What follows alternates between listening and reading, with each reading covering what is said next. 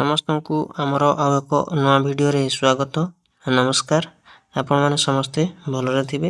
ଆଜି ଆମେ ପଢ଼ିବା ଷଷ୍ଠ ଶ୍ରେଣୀର ବିଜ୍ଞାନ, ଯାହା ହେଉଛି ଆମର ନୂଆ ବହି ଜିଜ୍ଞାସା ବହିର ଦ୍ୱିତୀୟ ଅଧ୍ୟାୟକୁ ସମ୍ପୂର୍ଣ୍ଣ ଆଲୋଚନା କରିବା, ଯାହା ହେଉଛି ଜୀବଜଗତର ବିବିଧତା। ଆମର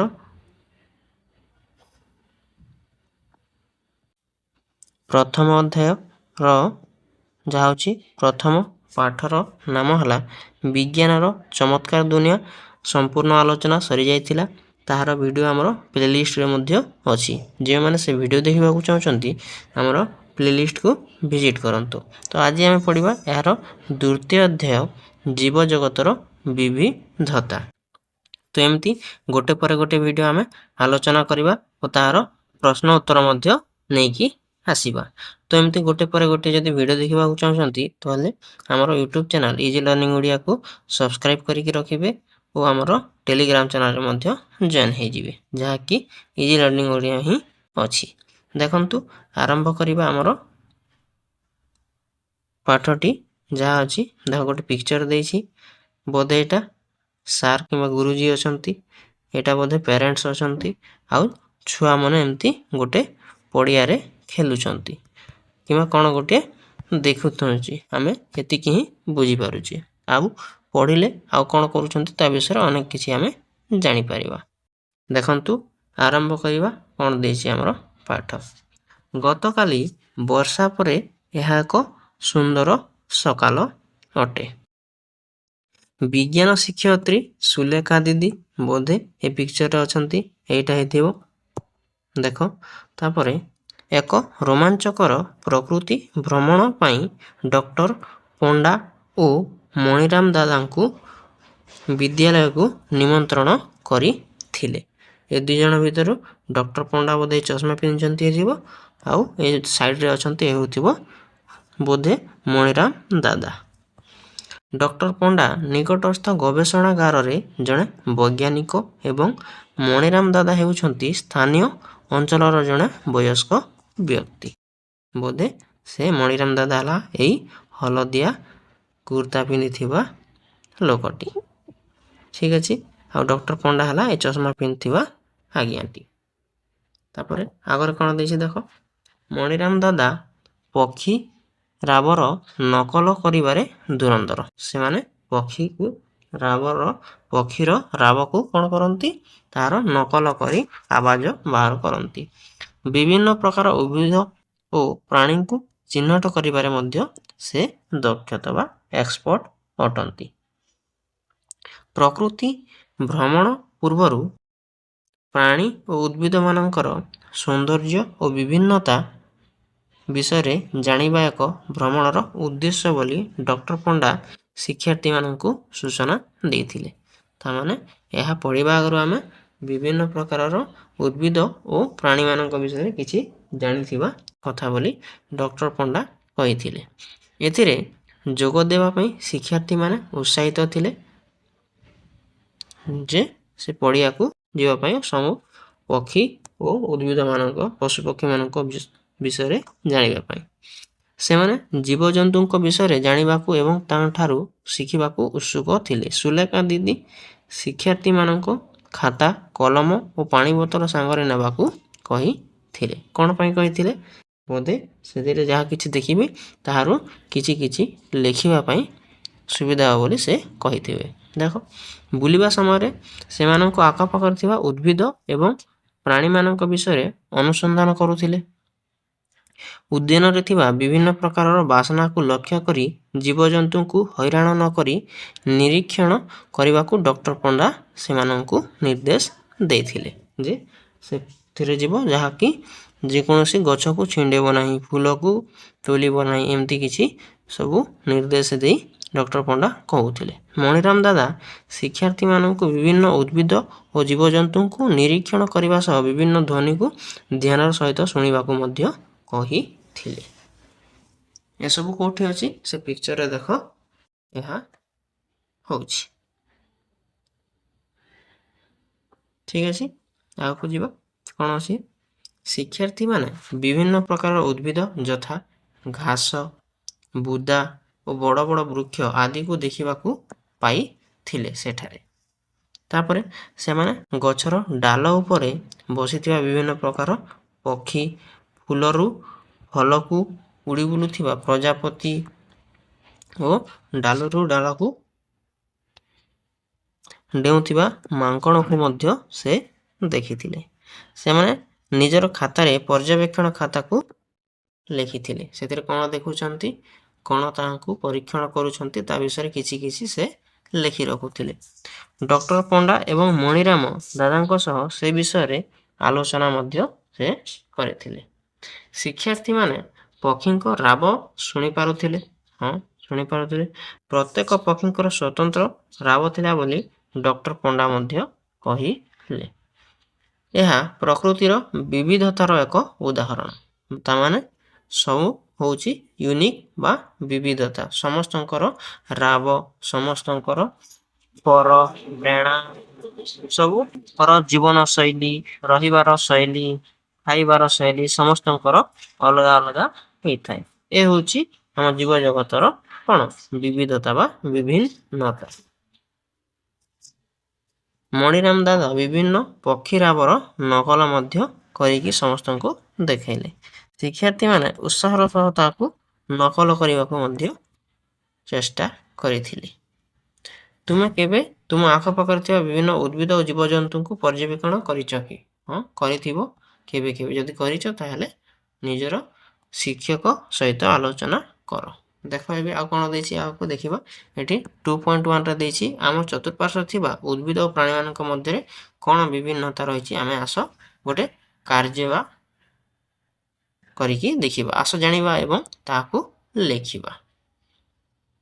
ଦେଖ, ତୁମେ ତୁମ ଶିକ୍ଷକଙ୍କ ସହ ପାର୍କ କିମ୍ବା ନିକଟସ୍ଥ ଜଙ୍ଗଲରେ ବୁଲିବା ପାଇଁ ଗୋଟେ ଯୋଜନା କରିବ ଓ ବୁଲିବା ସମୟରେ ବିଭିନ୍ନ ପ୍ରକାର ଉଦ୍ଭିଦ, କୀଟପତଙ୍ଗ, ପକ୍ଷୀ ଏବଂ ଅନ୍ୟମାନଙ୍କ ଜୀବଜନ୍ତୁଙ୍କୁ ସବୁ ଅନୁଧ୍ୟାନ କରିବ। ତାପରେ ପାଣିପାଗର ସ୍ଥିତି ଯେମିତି ଗରମ କିମ୍ବା ଥଣ୍ଡା ଅଛି କି ମେଘୁଆ ଅଛି, କ'ଣ ଅଛି ତାହାକୁ ମଧ୍ୟ ଧ୍ୟାନ ଦେଇକି ରଖିବ ଆଉ ଲେଖିବ। ଆଉ ବିଭିନ୍ନ ପ୍ରକାର ଝଡ଼ି ପଡ଼ିଥିବା ପତ୍ର, ଫୁଲ ସଂଗ୍ରହ କରି ସ୍କ୍ରାପ୍ ବୁକ୍ ତିଆରି କରିବ। ପ୍ରକୃତିରେ ଥିବା ଉଦ୍ଭିଦ ଓ ପ୍ରାଣୀମାନଙ୍କର ଯତ୍ନ ନେବ। ନିଶ୍ଚିତ କର ଯେ ପାର୍କରେ ଥିବା ଉଦ୍ଭିଦ ଏବଂ ପ୍ରାଣୀମାନେ ଯେପରି ହଇରାଣ ହେବେ ନାହିଁ। ତୁମେ ଯେଉଁଠାକୁ ବୁଲିଗଲେ ମଧ୍ୟ ସେଥିରେ କେଉଁ ଫୁଲ ଛିଣ୍ଡେଇବ ନାହିଁ, କେଉଁ ଗଛକୁ ଆଘାତ କରିବ ନାହିଁ। କୌଣସି ଯଦି ଜୀବଜନ୍ତୁ ଥାଆନ୍ତି ତାଙ୍କୁ ମଧ୍ୟ କୌଣସି ପ୍ରକାର ହଇରାଣ କରିବ ନାହିଁ। ପତ୍ର ଓ ଫୁଲ ମଧ୍ୟ ତୋଳିବ ନାହିଁ। ସାରଣୀରେ ଡାଳ, ପତ୍ର, ଫୁଲ ଏବଂ ତା'ର ଅନ୍ୟାନ୍ୟ ଅଂଶ ବିଶେଷ ଆକର୍ଷଣୀୟ ତଥା ସବୁ ଲିପିବଦ୍ଧ କରିବ। ଆଉ ତୁମ ପାଇଁ ଗୋଟେ ଉଦାହରଣ ଦେଇଛି ଯେମିତିକି ତୁମେ କରିବା ପାଇଁ କୁହାଯାଇଛି। ଦେଖ, ଏଠି ଗୋଟେ ପିକ୍ଚର ଅଛି ଘାସର, ଏଠି ଗୋଟେ ତୁଳସୀ ପତ୍ର ଆଉ ଗୋଟେ ମନ୍ଦାର ଫୁଲର ଏଠି ଉଦାହରଣ ଅଛି। ତାହାକୁ ଆମେ ବାକ୍ସରେ କେମିତି ଲେଖିବା ଆସ। ଦେଖ, ଗୋଟେ ବାକ୍ସ ଅଛି। ବାକ୍ସରେ କ୍ରମିକ ନମ୍ବର 1ରେ ଅଛି ଘାସ। ଉଦ୍ଭିଦର ନାମ ଦିଆଯାଇଛି ଯେମିତିକି ଘାସ। ଘାସର କାଣ୍ଡ କେମିତି ଥାଏ? କୋମଳ ଥାଏ, ସରୁ ଥାଏ, ସେମିତି ଲେଖା ହେଇଛି। ତାପରେ ତାହାର ପତ୍ରର ଆକୃତି କିପରି ଥାଏ ବା ତାହାର ସଜ୍ଜୀକରଣ କିପରି ଥାଏ? ଗୋଟିକିଆ ପତ୍ର ଥାଏ, ତାହାର କାଣ୍ଡ ବିଭିନ୍ନ ସ୍ଥାନରେ ବଢ଼ିଥାଏ ନା କ'ଣ ହେଇଥାଏ? ଘାସର ଫୁଲ ଥାଏ କି ନଥାଏ? ତାପରେ ଅନ୍ୟ କୌଣସି ପର୍ଯ୍ୟବେକ୍ଷଣ ଯଦି ଅଛି କିମ୍ବା ତାର ବିଶିଷ୍ଟ ଅଛି ଲେଖ। ଛୋଟ ହେଇଥାଏ, ଯେମିତି ତୁମେ ଲେଖିପାରିବ। ତାପରେ ତୁଳସୀ ଗଛ ଶକ୍ତ ଓ ସରୁ ହୋଇଥାଏ। ବିପରୀତ ଦିଗରେ ଏକ ଯୋଡ଼ା ଲେଖାଏଁ ପତ୍ର ଥାଏ। ବାଇଗଣୀ ରଙ୍ଗର ଫୁଲର ରଙ୍ଗ ହେଇଥାଏ। ତୁମେ ଦେଖ, ଘାସର ଧଳା ଥାଏ, ଏମିତି ଲେଖିପାରିବ। ତାପରେ ତାର କ'ଣ ବିଶେଷତ୍ୱ ଥାଏ ତୁଳସୀ ଗଛର, ତୁମେ ତାହା ଏଠି ଲେଖିପାରିବ। ତାହା ଔଷଧୀୟ ହେଇଥାଏ ବୋଲିକି ତୁମେ ମଧ୍ୟ ଲେଖିପାରିବ। ବୁଝିହେଲା? ତ ଏମିତି ଭାବରେ ତୁମେ ବାକ୍ସଟିକୁ ପୂରଣ କରିବ। ଅତି ସହଜ। ଆମେ ଆଗକୁ ବଢ଼ିବା ଆଉ ଦେଖିବା। ତୁମେ ଦେଖୁଥିବ ଯେ ଉଦ୍ଭିଦ ମଧ୍ୟରେ କ'ଣ ସମାନତା ଏବଂ ପାର୍ଥକ୍ୟ ପାଇଲ। ତ तुमे निश्चय देखिथिबो जे उद्भिदर विभिन्न वैशिष्ट्य मध्ये रहिछि जेमिति कि डेंगा किए अछि किए छोट अछि किए शक्त अछि किए कोमल कांड अछि सेमती अनेक गुडी विभिन्नता अनेक प्रकार उद्भिदरे देखा जाई थाए। पत्रर विभिन्न आकृति मध्ये थाए डाल किंबा कांड ऊपर सेमानकर सज्जीकरण हेताए एमती डालरे पत्र गुडी एमती कि एमती सज्जी हेताए कि एमती कि एमती थे दी दीटा थाए कोटी तीन तीनटा थाए एमती सज्जा हिसाब रे रही थाए। फूलर रंग अलग अलग कार बैगणी कार धला तार आकृति मध्ये अलग हेताए जेमिति कि मंदार फूल हो एमती कि नहीं गोलाप फूल हो एमती अलग अलग फूलर अलग अलग तार सुगंध मध्ये विभिन्नता हेताए। वर्तमान बुलिबा समय किंबा तुमे पूर्व अनुभूति तुमे देखिथिबो जे प्राणी मानकर एक तालिका प्रस्तुत कर और रहुथिबा स्थान खाउथिबा खाद्य एवं किपरि प्रचलन करंती ताहा मध्य लिपिबद्ध कर। देखो एठी गोटे दिया जायछि जेथिरे हम उद्भिद माननकु तो कहि सारले बे हम प्राणी माननकु सेमती करबा। देखो आपण माने ए पर्यंत देखुथिबे जे हम कोन करूचे गोटे लाइन बाय लाइन हम एक्सप्लेनेशन करूचे। हां हम कोन करबा लाइन बाय लाइन हमरो वीडियो रे एक्सप्लेनेशन पाइबे चाहेले हमके तीनटा पार्ट रे मध्य किंतु अपलोड कर देबा सिना किंतु कोनोसी जिनिस को स्किप करबा नाही काहे कि देखो पुराना जो बही थिला सेतिर लाइन तमे जदी किछि स्किप कर देबो तारे तुमको बुझा पड़ी जिवो किंतु नया बही कोन देछि हमर केस बेस्ड देछि सेति में कोन करबा कहबो प्रत्येक लाइन को हमको पढिबा को हबो नले बुझी परिबा नाही सेति पई हमर वीडियो तीनटा पार्ट करि से अपलोड कर देबा किंतु लाइन बाय लाइन एक्सप्लेनेशन रहिबो। देखो जेमति कि प्राणी रो नाम देछि काऊ काऊ कोठ रही थाए गछरे रही थाए तो सेटा ताहार बासस्थान अटे। तो कौन खाई थाए कीट पतंग खाई थाए साहा हला ताहार खाद्य अटे बुझिहला। तापर से चलन से उड़ी भी पारे आउ चाली भी पारे एटा ताहार चलन शैली अटे। तापर से एका थंटरे काटी कुटा निए तो यह ताहार अन्य आउ किछि वैशिष्ट्य अछि बिले तमे ताहा एठी लिखि परिबो। सेमती पिंपुडी पिंपुडी कोठे तरे माटी रे किंबा गात रे रही थाए ताहार खाद्य कोन पत्र मंजी और कीट पतंग खाई थाए ताहार चलन केमती से चाली बुली परबा चालंती बोली तमे एठी लिखि परिबो। तापर से 6टी तार गोड़ थाए एटा हला तार वैशिष्ट्य। तापर गाय गाय कोठी रहे घरे किंबा गुहाल रे लिखिबो कौन खाए घास खाए पत्र खाए एमती लिखा है से कौन करे पारे चाली पारे दौड़ी पारे मध्य लिखि पारिबो। तापरे ताहार विशेषत्व कौन से गृहपालित पशु अटे लिखबो तमे।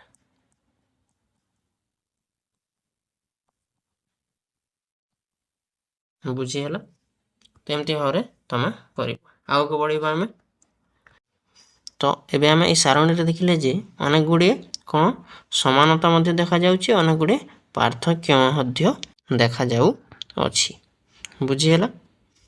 तुमे देखिथिबा केते को प्राणी भूमि रे रहउथिबा बेले आ केते को प्राणी गछ रे मध्ये वास करंती।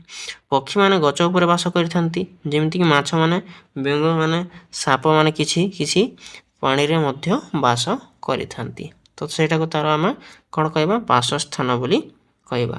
प्राणी माने मध्ये विभिन्न प्रकार खाद्य खाई थांती और सेमानकर चलन गति मध्ये भिन्न भिन्न हेता क्यों माने चाली थांती क्यों माने उड़ी थांती क्यों माने दौड़ी थांती क्यों माने रंगी थांती एमती हे थांती एमती पर से माने चलन कर थांती। तुम खाता रे थिबा तुम देखुथिबो जे उद्भिद प्राणी मानकर चित्र कर विभिन्न प्रकार गछर फूल पत्र ताकू नै गोटे स्क्रैप प्रस्तुत करबा पई से कहउछि निजे निजे करबो। देखो आगर कोन अछि देखिबा देखो आस चिंता करी चित्र करबा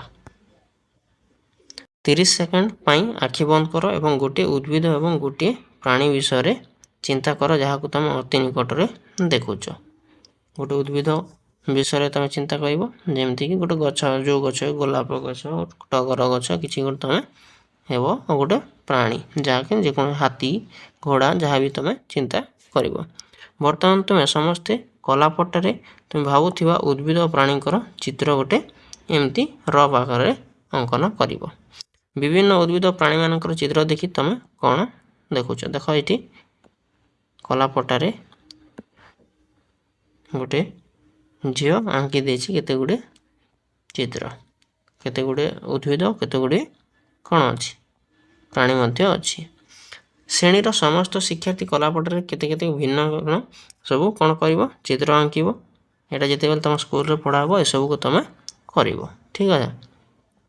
ଏକ ନିର୍ଦ୍ଦିଷ୍ଟ ସ୍ଥାନରେ ଦେଖାଯାଉଥିବା ଉଦ୍ଭିଦ ଓ ପ୍ରାଣୀଙ୍କର ବିବିଧତା ସେହି ଅଞ୍ଚଳର ଜୈବ ବିବିଧତାକୁ ସୂଚାଇଥାଏ। ଜୈବ ବିବିଧତା ବୋଲେ ଗୋଟେ ଜାଗାରେ ଅନ୍ୟ ଅନ୍ୟ ପ୍ରକାରର ପ୍ରାଣୀ ଓ ଉଦ୍ଭିଦ ମଧ୍ୟରେ କେତେକ ବିବିଧତା ଦେଖାଯାଇଥାଏ, ତାହାକୁ ଆମେ ଜୈବ ବିବିଧତା ବୋଲି କହିବା।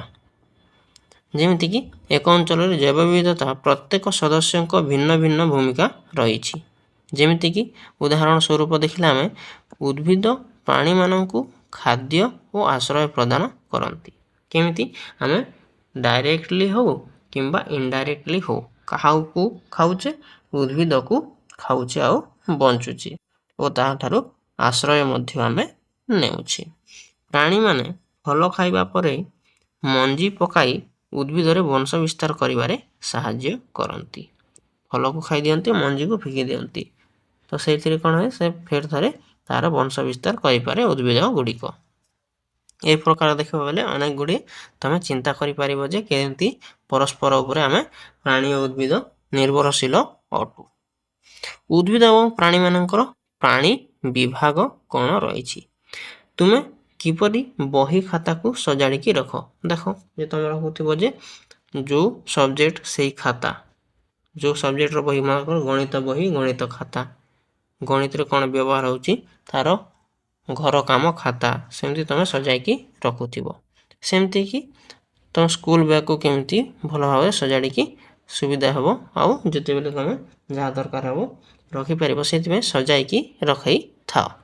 ଏବେ ଆସ ଆଖପାଖ ଦୁନିଆରେ ନଜର ପକାଇବା। ଆମେ ଚତୁଃପାର୍ଶ୍ୱରେ ଥିବା ବିଭିନ୍ନ ପ୍ରକାର ଉଦ୍ଭିଦ ଓ ପ୍ରାଣୀ ମଧ୍ୟ ରହିଛନ୍ତି, ଯାହାକି ତୁମେ ଅଭ୍ୟାସ କାର୍ଯ୍ୟ 2.1ରେ ପଢ଼ିଛ। ଦେଖ ଉପରେ ଆମେ ପଢ଼ିକି ଆସିଲେ 2.1ରେ କ'ଣ ପଢ଼ିଲେ? କୋଉଠି ଅଛି 2.1? ଏଠି ଅଛି। ଆମେ ଏଇଟା ତ କେତେ ପ୍ରକାର ଉଦ୍ଭିଦ ଆଉ ତାହାର ପ୍ରାଣୀ ମଧ୍ୟରେ କେତେଟି କ'ଣ ରହିଛି, ବିବିଧତା ରହିଛି, କ'ଣ କ'ଣ ରହିଛି ତାହା ଆମେ ଏବେ ପଢ଼ିକି ଆସିଲେ। ସେମାନଙ୍କ ମଧ୍ୟରେ ସମାନତା ବି ରହିଛି, ପାର୍ଥକ୍ୟ ମଧ୍ୟ ରହିଛି, ଆମେ ଏବେ ଦେଖିକି ଆସିଲେ। ଆସ ଆମେ ଶ୍ରେଣୀ ବିଭାଗ କରିବା, ସମସ୍ତଙ୍କୁ ଅଲଗା ଅଲଗା କରି ଲେଖିବା। କ'ଣ କେଉଁ ଜାଗାରେ ରହିବ, ପ୍ରାଣୀକୁ କ'ଣ ପାଇଁ ଅଲଗା କରିବା, ଉଦ୍ଭିଦ କ'ଣ ଅଲଗା କରିବା, ତାହାର କି କି ଗୁଣ ନେଇ ଆମେ ଅଲଗା କରିବା ତାହାକୁ ଆମେ ବୁଝିବା। ବିଭିନ୍ନ ଉଦ୍ଭିଦ ଓ ପ୍ରାଣୀ ଫଟୋ ସଂଗ୍ରହ କରିବ। ଗୋଟେ ପୁରୁଣା ପତ୍ରିକା ନେବ କିମ୍ବା ଖବରକାଗଜ ମାନଙ୍କରୁ କିମ୍ବା ଚାର୍ଟ କିମ୍ବା ଅନେକ ଗୁଡ଼ିଏ ଫଟୋ କାଟିକି ରଖିବ। ଆଉ ତାର ବିଭିନ୍ନ କାର୍ଡ଼ରେ ଅଠା ଲଗେଇକି ରଖିବ। କାର୍ଡ଼ବୋର୍ଡ଼ ଗୋଟେ ଆଣିବ, ତାକୁ ଅଠା ଲଗେଇକି ରଖିବ।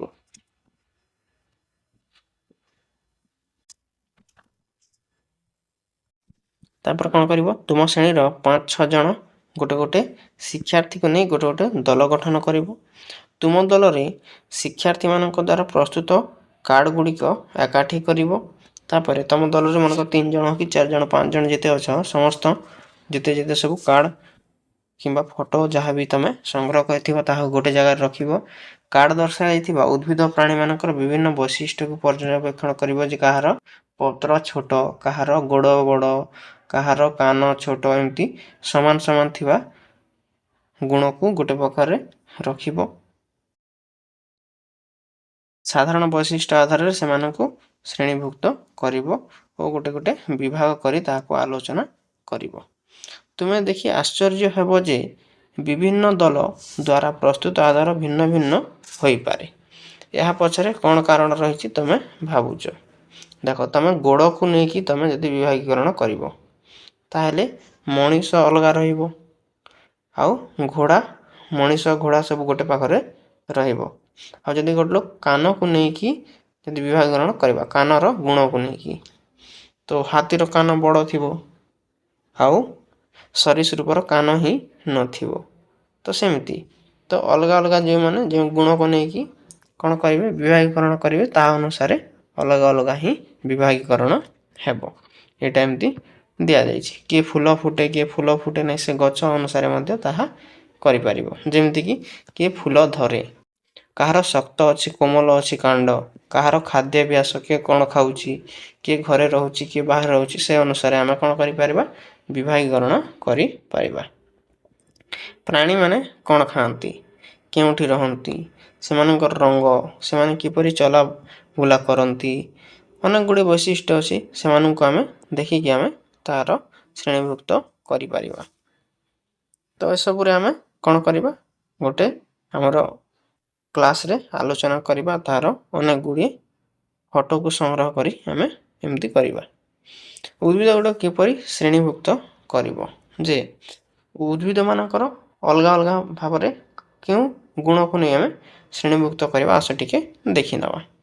ବିଭିନ୍ନ ପ୍ରକାର ଉଦ୍ଭିଦର କାଣ୍ଡ, ପତ୍ର, ଫୁଲ ଆଦି ଅଂଶର ବୈଶିଷ୍ଟ୍ୟତାରେ ବିଭିନ୍ନତା ଥିବାର ତୁମେ ଦେଖିଥିବ। କାହାର ଫୁଲ ବଡ଼, କାହାର ପତ୍ର ବଡ଼ ହେଲେ କାହାର ପତ୍ର ଛୋଟ, କାହାର ଲମ୍ବା ହେଲେ କାହାର ଗୋଲ ଥାଏ, କାହାର ଫୁଲର ରଙ୍ଗ ଅଲଗା ହେଇଥାଏ, କାହାର ଲାଲ ହେଲେ କାହାର ହଳଦିଆ ଫୁଟିଥାଏ। ଏମିତି ଆକାରରେ ତୁମେ କିମ୍ବା ମୋଟେଇ, ଉଚ୍ଚତା, ଏହା ଅନୁସାରେ ମଧ୍ୟ କଠିନତା, ଏମିତି ଭାବରେ ମଧ୍ୟ ତାର ଆକୃତି କି ରଙ୍ଗ ଏସବୁ ଭାବରେ ତୁମେ ଅଲଗା ଅଲଗା କରିପାରିବ। ତ ଗୋଟେ କାର୍ଯ୍ୟ ଦେଇଛି 2.4ରେ, ତାହାକୁ ଆସ ଦେଖି ଆମେ ଶ୍ରେଣୀ ବିଭାଗ କରିବା। ଆସ କିଛି ପର୍ଯ୍ୟବେକ୍ଷଣ ପାଇଁ ଆମେ ପୁଣି ଥରେ ପ୍ରକୃତି ଭ୍ରମଣରେ ଯିବା, ଆଉ ଥରେ ବୁଲିଯିବା, ବଗିଚାକୁ ଯିବା। କାଣ୍ଡର ରଙ୍ଗ ବାଦାମୀ ନା ସବୁଜ, ସେମାନଙ୍କର କାଣ୍ଡକୁ ସ୍ପର୍ଶ କର ଏବଂ ଅନୁଭବ କର ଯେ ସେମାନଙ୍କୁ ଧୀରେ ଧୀରେ ବଙ୍କା ହୋଇପାରୁଛି କି କିମ୍ବା କାଣ୍ଡ ବଙ୍କା କଲେ ସହଜରେ ଭାଙ୍ଗି ଯାଉଛି, ତୁମେ ତାହାକୁ ଦେଖିବ, ଧ୍ୟାନରେ ରଖିବ। ଏହା ବ୍ୟତୀତ ଉଦ୍ଭିଦର ଶାଖା ଗୁଡ଼ିକ କେଉଁଠାରେ ବାହାରେ ତାହା ନିରୀକ୍ଷଣ କର। ସେମାନଙ୍କର ମାଟିକୁ ଲାଗିକି ରହିଛି ନା ମାଟିକୁ ଛାଡ଼ିକି ରହିଛି, ତାହାକୁ ନେଇକି ମଧ୍ୟ ଆମେ କ'ଣ କରିବା ପର୍ଯ୍ୟବେକ୍ଷଣ କରିକି ଏଇଠି ଦେଖ ଅଧା ଦିଆଯାଇଛି, ଆଉ ଗୋଟେ ଦୁଇଟା ଆମେ ନିଜେ ଲେଖିବା। ଯେମିତିକି 1 ନମ୍ବର ଦିଆଯାଇଛି ଆମ୍ବ। ଆମ୍ବର ଉଚ୍ଚତା ଅତି ଲମ୍ବା ହୋଇଥାଏ, ତାର କାଣ୍ଡର ପ୍ରକୃତି ସବୁଜ ମାଟିଆ ରଙ୍ଗ ହୋଇଥାଏ କି ମାଟିଆ ରଙ୍ଗ ହୋଇଥାଏ। ତାର କାଣ୍ଡ ଶକ୍ତ ନା କୋମଳ, ଶକ୍ତ ହୋଇଥାଏ। ମୋଟା ନା ପତଳା, ମୋଟା ହୋଇଥାଏ। ମାଟିର ନିକଟରେ ଥାଏ କି ନାହିଁ, ରହେ ନାହିଁ। ତାପରେ ଡାଲର ଉପରକୁ ଉଠିଛି, ହଁ ଉଠିଛି, ଏମିତି ଭାବରେ ତୁମେ ଲେଖିବ। ବୁଝିହେଲା? ତାପରେ ସେମିତି 2 ନମ୍ବର ଦିଆଯାଇଛି ଗୋଲାପ ମଧ୍ୟମ ହୋଇଥାଏ, ବେଶୀ ଲମ୍ବା ନାହିଁ କି ବେଶୀ ଛୋଟ ନାହିଁ। ତାହାର ମାଟିଆ ରଙ୍ଗର ହୋଇଥାଏ, ଶକ୍ତ ହୋଇଥାଏ କାଣ୍ଡ, ପତଳା ହୋଇଥାଏ, ହଁ ତାର ନିକଟରେ ଥାଏ, କାହିଁକି ନା ବେଶୀ ଲମ୍ବା ହୋଇନଥାଏ। ଏମିତି ଭାବରେ ତୁମେ ଆଉ ଗୋଟେ ଦୁଇଟା ନେଇକି ଏଇଠି ତୁମେ ପୂରଣ କରିବ। ତୁମେ ଗୁଳ୍ମ, ବୁଦା ଓ ଗଛ ମଧ୍ୟରେ କେଉଁ ସବୁ ପାର୍ଥକ୍ୟ ଦେଖୁଛ, ତାହା ସାରଣୀ 2.3ରେ ଲେଖାଯାଇଥିବା ତଥ୍ୟ ଆଧାରରେ ତୁମେ ଉଦ୍ଭିଦ ଗୁଡ଼ିକର ଗୁଳ୍ମ, ବୁଦା ଏବଂ ବୃକ୍ଷ ଭାବରେ ଶ୍ରେଣୀ ବିଭାଗ କରିପାରିବ। ଗୁଳ୍ମ କାହାକୁ କହିବା, ଅତି ଛୋଟ ଥିବ ଯିଏ। ତାପରେ ବୃକ୍ଷ କ'ଣ କହିବା, ଯିଏ ବଡ଼ ବଡ଼ ଲମ୍ବା ଲମ୍ବା ହେଇଥିବ। ଆଉ ବୁଦା ବେଲେ ଯିଏ ଗୋଟେ ପାଖରେ ଏମିତି ଅନେକ ଗୁଡ଼ିଏ ରହିଥିବ ପରସ୍ପର ଛନ୍ଦାଛନ୍ଦି ହେଇକି। ତ ଦେଖିବା ଆମେ ଏଠି ଆଉ ଭଲ ଭାବରେ ଟିକେ ବୁଝିବା। କେତେକ ଉଦ୍ଭିଦ କ'ଣ ଅଛନ୍ତି ଡେଙ୍ଗା ହୋଇଥାଏ ଏବଂ ସେଗୁଡ଼ିକର କାଣ୍ଡ ଶକ୍ତ ଓ ମୋଟା, ବାଦାମୀ ଏବଂ କଠିନ ଡାଳ ହୋଇଥାଏ। ସେଗୁଡ଼ିକର ଶାଖା ଗୁଡ଼ିକ ସାଧାରଣତଃ ଉଚ୍ଚ ଓ ମାଟିଠାରୁ ଦୂରକୁ ରହିଥାଏ। ସେଗୁଡ଼ିକୁ ଆମେ ବୃକ୍ଷ ବୋଲି କହିଥାଉ। ଦେଖ ଆଉ ଥରେ ବୁଝ, ବୃକ୍ଷର କ'ଣ ଗୁଣ ଥାଏ। ତାହା ନର୍ମାଲରେ ଡେଙ୍ଗା ଥାଏ, ତାହାର କାଣ୍ଡ ଶକ୍ତ ଥାଏ, ମୋଟା ଥାଏ, ବାଦାମୀ ଥାଏ ଏବଂ କଠିନ ଡାଳ ହେଇଥାଏ। ସେଗୁଡ଼ିକର ଶାଖା ଗୁଡ଼ିକ ସାଧାରଣତଃ ପୁରା ଉଚ୍ଚକୁ ମାଟିରୁ ଥାଏ, ମାଟିରେ ଲାଗି ରହି ନଥାଏ। ତାହାକୁ ଆମେ ଗଛ ବୋଲି କହିବା, ଯେମିତିକି ଆମ୍ବ ଗଛ, ପଣସ ଗଛ, ଏମିତି ତୁମେ ନେଇପାରିବ। ବରଗଛ ଏମିତି ତମେ ଏହାର ଉଦାହରଣରେ ନେଇପାରିବ। ସେମିତି ଆଉ ଦେଖ ବୁଦା କାହାକୁ କହିବା? କେତେକ ଉଦ୍ଭିଦ ବୃକ୍ଷ ଭଳି ଲମ୍ବା ହୋଇ ନଥାଏ। ବୃକ୍ଷ ଯେମିତି ଏତେ ଲମ୍ବା ହୋଇଥାଏ ସେ ଲମ୍ବା ହୋଇନଥାଏ। ଏଗୁଡ଼ିକ ଅନେକ ବାଦାମୀ କାଣ୍ଡ ଥାଏ ଯାହା ମାଟିର ବହୁତ ନିକଟରେ ବାହାରିଥାନ୍ତି। ମାଟି ପାଖାପାଖି ହିଁ ଏହାର କାଣ୍ଡ ଥାଏ। ଏହି କାଣ୍ଡ ଗୁଡ଼ିକ ଶକ୍ତ ହୋଇଥାଏ, ଅତି ଶକ୍ତ ହୋଇଥାଏ, ଟାଣ ହୋଇଥାଏ, କିନ୍ତୁ ବୃକ୍ଷର କାଣ୍ଡ ଭଳି ମୋଟା ହୋଇନଥାଏ। ପତଳା ପତଳା ହେଇକି ଟିକେ ଟିକେ ଶକ୍ତ ହୋଇ ରହିଥାଏ। ଏହାକୁ ଆମେ କ'ଣ କହିବା? ଏହାକୁ ଆମେ ବୁଦା ବୋଲି କହିବା। ଯେମିତିକି କେଉଁ ଗଛ ଦେଖିଛ? ଗୋଲାପ ଗଛ ଦେଖିଥିବ, ଟଗର ଗଛ ଦେଖିଥିବ, ଏହାକୁ ଆମେ ବୁଦା ବୋଲି କହିବା। ତାପରେ ଦେଖ ଆଗରେ ଆଉ କ'ଣ ଦେଇଛି? କେତେକ ଉଦ୍ଭିଦ ଅଛି ସାଧାରଣତଃ ଛୋଟ ହୋଇଥାଏ, କୋମଳ ଓ ସବୁଜ କାଣ୍ଡ ବିଶିଷ୍ଟ ହୋଇଥାନ୍ତି। ଏହାକୁ ଆମେ କ'ଣ କହିବା? ଗୁଳ୍ମ ବୋଲି କୁହାଯାଏ। ତାର ଉଦାହରଣ ହେଲା ଟମାଟୋ ଗଛ, ବାଇଗଣ ଗଛ, ଏସବୁ ହେଲା ଗୁଳ୍ମ ବୋଲି ଆମେ କହିବା। ବୁଝିହେଲା? ତାପରେ ଲତା କାହାକୁ କହିବା? ଦୁର୍ବଳ କାଣ୍ଡ ଥିବା କେତେଗୁଡ଼ିଏ ଉଦ୍ଭିଦ ଚଢ଼ିବା ଏବଂ ମାଡ଼ିବା ପାଇଁ ଆଶ୍ରୟ ଆବଶ୍ୟକ କରନ୍ତି, ତାହାକୁ ଆମେ ଲତା ବୋଲି କହିବା। ତାମାନେ ସେ ଉପରକୁ ବଢ଼ିବା ପାଇଁ ଅନ୍ୟର ଆଶ୍ରୟ ନିଅନ୍ତି, ତାହାକୁ ଆମେ ଲତା ବୋଲି କହିବା। ସେମାନଙ୍କୁ କେତେକ ଆଶ୍ରିତ ଲତା କହୁଥିବା ବେଳେ ଅନ୍ୟ କେତେକ ବିନା ଆଶ୍ରିତ ଲତା ମଧ୍ୟ କହିଥାନ୍ତି। ଆଶ୍ରୟ ନେଉଥିବା ବଢ଼ୁଥିବା ଲତାକୁ ଆମେ ଆଶ୍ରିତ ଲତା ବେଲେ ଯିଏ ଅଲଗା ଗଛର ଉପରେ ଏମିତି ବଢ଼ିଥାଏ, ଯେମିତିକି କଖାରୁ ହଉ, ମାଖନ ହଉ, ମାଖନ କ'ଣ କହନ୍ତି ତମେ, କୁମୁଡ଼ା ହଉ, ଏଟାକୁ ଆମେ କ'ଣ ଆଶ୍ରିତ ଲତା ବୋଲି କହିବା। ଆଉ କେତେକ ନିଜେ ନିଜେ ବିନା ଆଶ୍ରୟରେ ମଧ୍ୟ ବଢ଼ିଥାଏ, ତାହାକୁ ଆମେ ବିନା ଆଶ୍ରୟରେ ବଢ଼ିଥିବା ଲତା ବା ବିନା ଆଶ୍ରିତ ଲତା ବୋଲି କହିବା।